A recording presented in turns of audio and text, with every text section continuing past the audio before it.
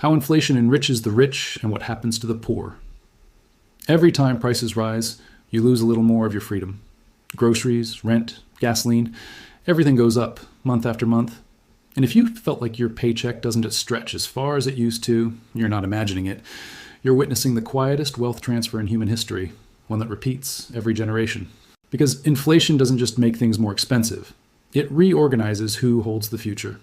Welcome to The Financial Historian, where money, power, and history intersect. And nothing is as simple as it seems. To most people, inflation feels like chaos, prices spiraling out of control, savings shrinking, everyday life becoming harder. But beneath the surface of everyday complaints lies a pattern, a logic, a mechanism. For the average person, inflation is an erosion of value. For the wealthy, it is an amplification of power. Today, we're going to trace the story of inflation, not as an abstract economic term, but as a force that has shaped empires, destroyed entire classes, and rewritten the rules of wealth itself. Because while headlines argue about interest rates and price indexes, the real action of inflation happens quietly, in the gap between when new money enters the system and when prices adjust to absorb it.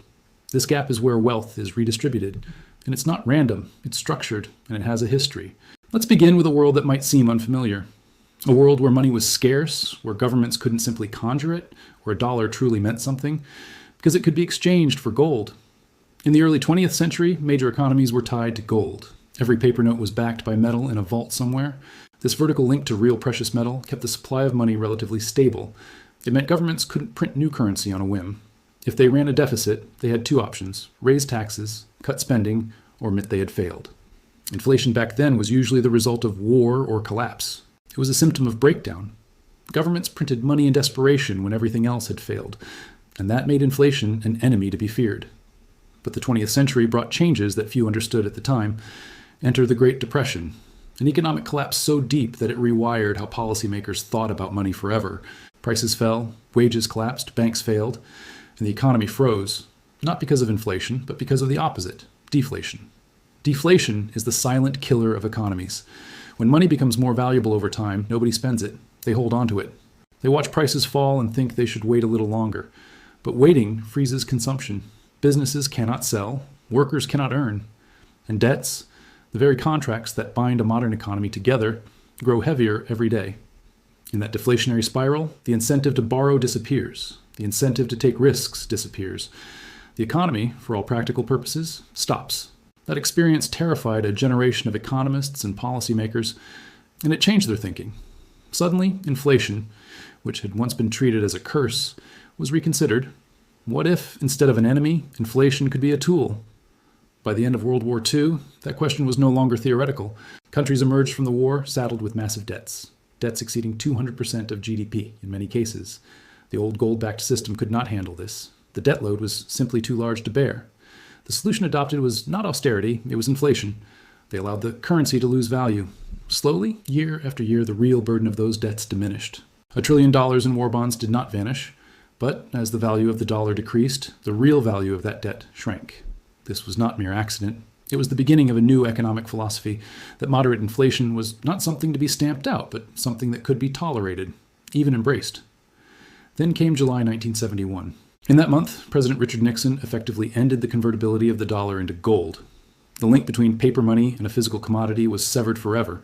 What replaced it was something far more fragile: trust. From that moment forward, money was backed not by metal in a vault, but by the confidence of markets, governments, and citizens. And when money is backed by confidence, it becomes possible for governments and central banks to create it almost without limit.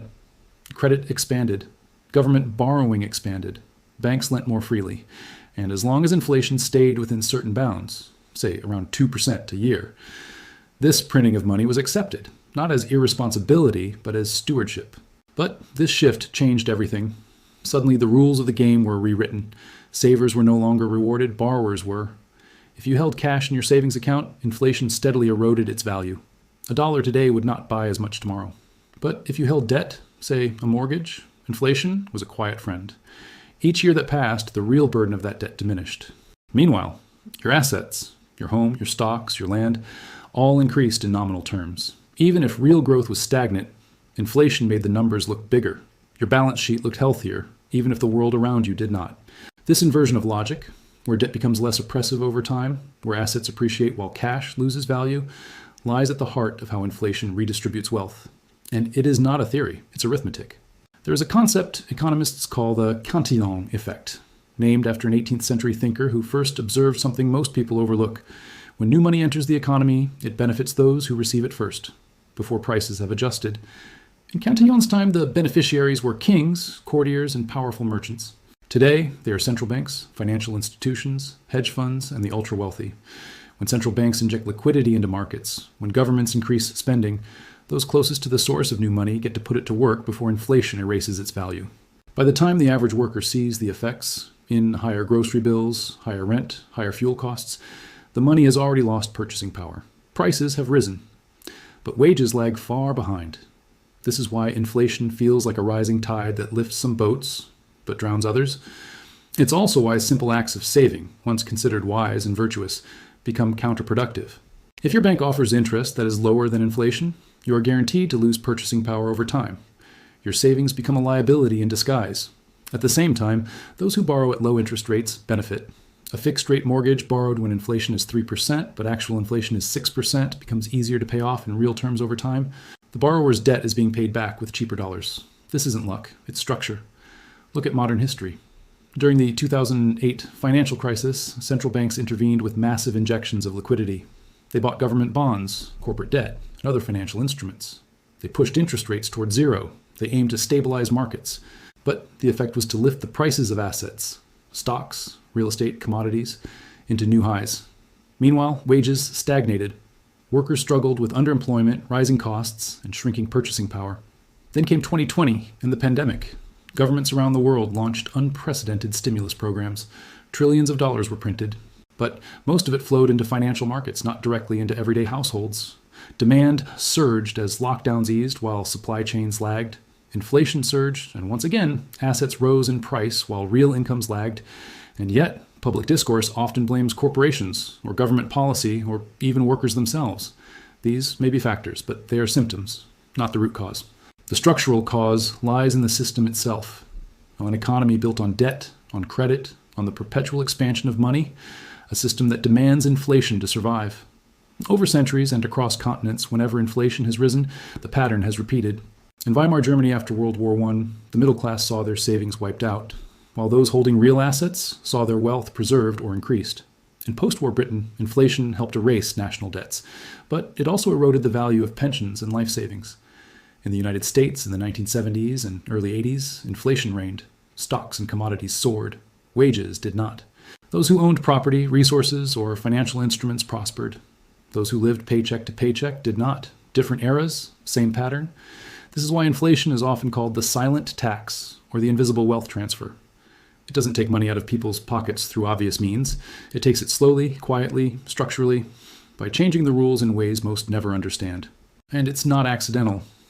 It is the lifeblood of the financial system that keeps governments solvent, that keeps credit flowing, and that keeps markets functioning. But it does not serve everyone equally. The next time you hear that a little inflation is healthy for the economy, remember this. What is healthy for the economy is not always healthy for individuals. It may keep governments solvent. It may prevent deflationary collapse, but it also reshapes the distribution of wealth. It tends to benefit those who already own, who can leverage assets, borrow at low rates, and profit from rising prices. It tends to harm those who depend on wages, whose incomes respond more slowly to rising costs, and whose savings lose value over time. Inflation is not a flaw in capitalism. It is capitalism operating at full speed, where growth, credit expansion, and perpetual valuation increases are not just goals, but requirements. Once you see the mechanics behind it, you can never unsee them. Every price increase, every earnings report, every interest rate decision carries with it the same hidden story: the distribution of wealth, upwards or downwards.